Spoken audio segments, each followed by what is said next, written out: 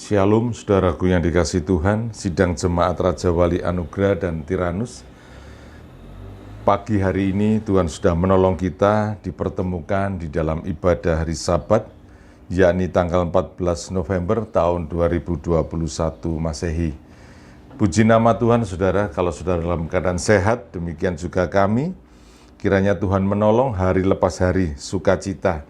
Bahkan di bulan ini adalah bulan istimewa bagi kami, yakni Raja Wali Anugerah, sebab seperti minggu ini, tanggal 14, maka sebenarnya kami juga bulan ini adalah ulang tahun yang ke-14, tepatnya nanti, tanggal 18 November.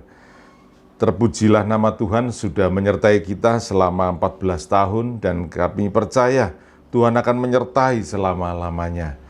Bapak, Ibu, Saudaraku dikasihi Tuhan, pagi hari ini, tema kita adalah pemeliharaan Tuhan, maka di minggu ini atau di hari Sabat ini saya ambil tema dipelihara oleh Tuhan atau disertai oleh Tuhan.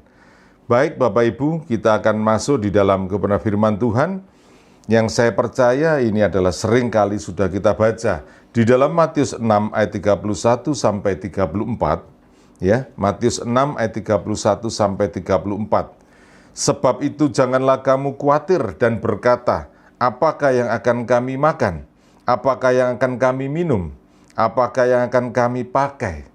Semua itu dicari bangsa-bangsa yang tidak mengenal Allah. Akan tetapi Bapamu yang di sorga tahu bahwa kamu memerlukan semuanya itu.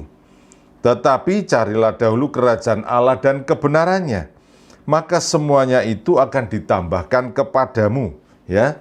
Sebab itu janganlah kamu khawatir akan hari besok, karena hari besok mempunyai kesusahannya sendiri. Kesusahan sehari cukuplah untuk sehari. Baik Bapak Ibu, firman Tuhan ini begitu sering kita dengar dan begitu sering kita rasakan, ya. Bagaimana saudara khawatir? Saya percaya hari lepas hari kadangkala kekhawatiran itu menimpa kita, ya. Lu ada yang salah enggak?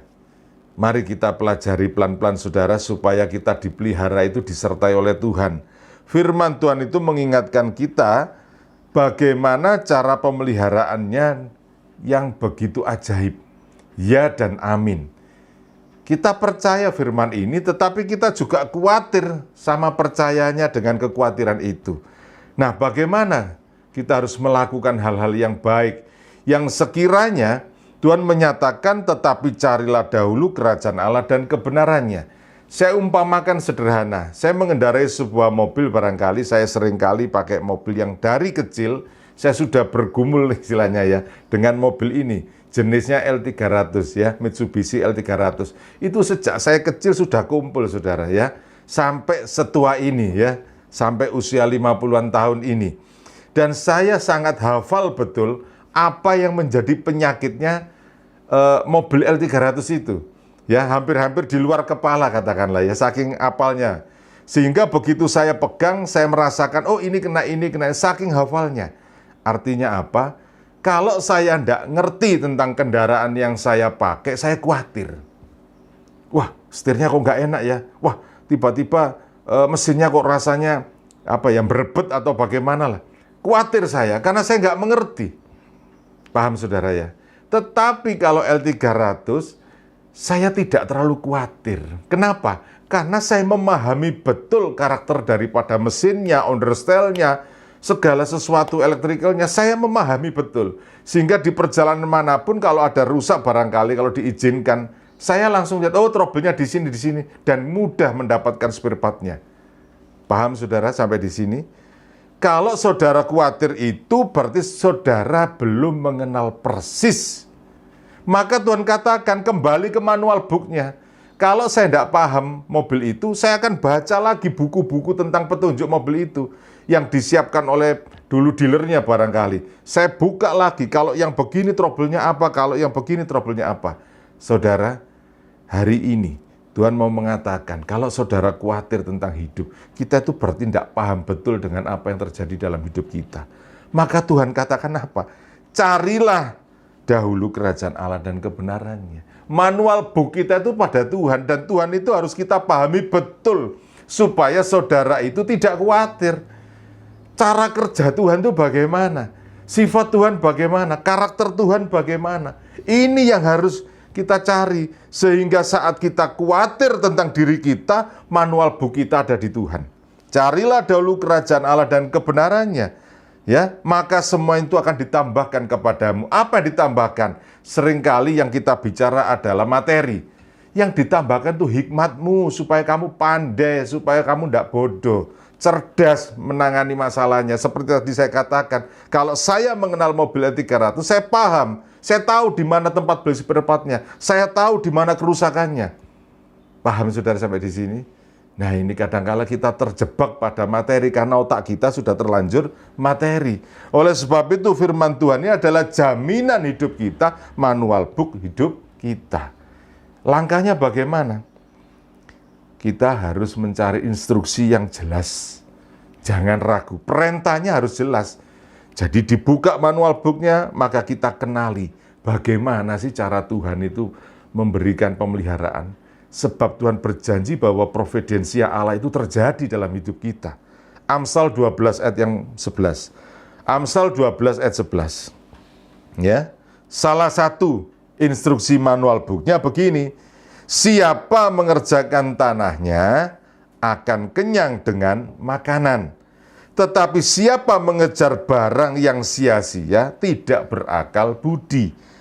Amsal 12 ayat 11 menyatakan kita khawatir itu karena kita mengerjakan hal-hal yang di luar kemampuan kita sebenarnya. Pahami saudara ya? Kalau mobil diberi tanda oleh ujikir, mobil pickup barangkali begitu, 1 ton muatannya, ya kalau diberikan 800 kilo, 900 kilo, maksimal 1000 kilo atau 1 ton, ya tidak ada masalah. Aman saudaraku, nggak ada yang rusak spare part-nya, atau ausnya itu lama. Tetapi kalau saudara pakai melebihi kekuatan 1,5 ton, Anda keluar daripada satu spek, ya, spesifikasi daripada kendaraan itu. Maka yang terjadi, ban saudara mungkin cepat aus, per-pernya mungkin lemah dan segala sesuatu, dan pada akhirnya mesinnya rusak. Hidup kita itu juga seperti itu saudaraku. Kita ini aus iman kita, hidup kita, pikiran kita, karena kita tidak mengerjakan tanah kita yang diberikan Tuhan kesempatan. Kita diberi sebidang tanah 1 hektar, kerjakan itu. Ini tidak diurusi, ngurusi sawahnya yang lain. Akhirnya apa yang terjadi pada kita? Kita overload saudaraku ya. Kita harusnya mengerti, berpadanan. Apa yang kita punya kemampuannya, itu yang kita kerjakan. Jadi kalau kita punya kemampuan katakanlah 10 juta, ya berarti kerjakanlah di bawah 10 juta. Paham saudara ya? Siapa mengerjakan tanahnya? Tanah itu adalah hak. Tanah berbicara bagian. Tanah berbicara apa yang harus kita kerjakan. Dan itu adalah kemampuan kita. Akan kenyang dengan makanan. Jadi nggak repot kita. Tetapi siapa mengejar barang yang sia-sia tidak berakal budi. Apa yang terjadi? Kita keluar dari manual booknya Tuhan. Kita akan khawatir. Kita capek, kita lelah. Karena kita keluar dari area pemeliharaan Tuhan. Providensia Allah itu ada tempatnya, ada wadahnya. Kalau wadahnya engkau diberikan setialah dalam perkara yang kecil, engkau harus setia di dalam perkara kecil. Nanti kapasitasmu akan diperbesar mengikuti kemampuan di mana Tuhan berikan kesempatan. Ya, jadi khawatir itu karena kita melebihi batas. Khawatir itu karena kita ada di area di luar providensianya Allah. Ini ilmu tinggi saudaraku ya. Ini hikmat yang besar kalau saudara menerima ini. Maka harus ada prioritas. Berhikmatlah. Tanahmu sendiri itu lo kerjakan dulu. Baru yang lain. Ya.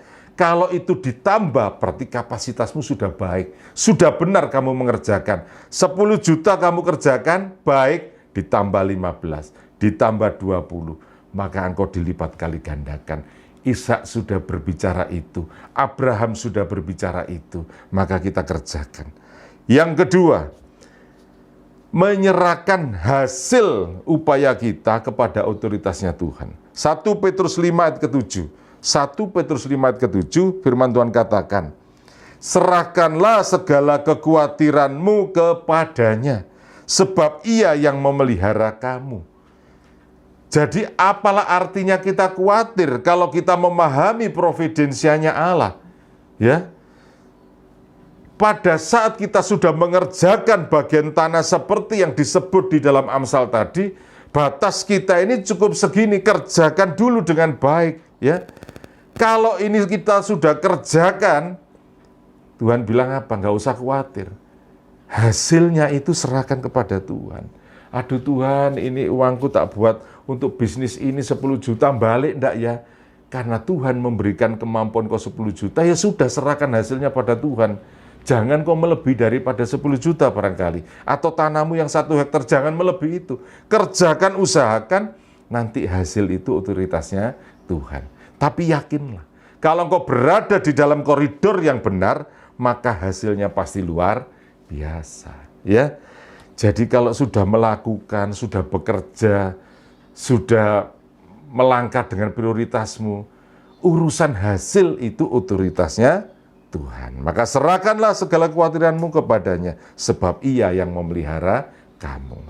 Yang terakhir, ya, setelah kita tahu bagaimana manual booknya harus berhikmat, ada areanya. Yang kedua, sudah bekerja, maka serahkan. Yang ketiga, kita diberi kecakapan di dalam pemeliharaan itu untuk mengatasi pergumulan saudaraku, ya.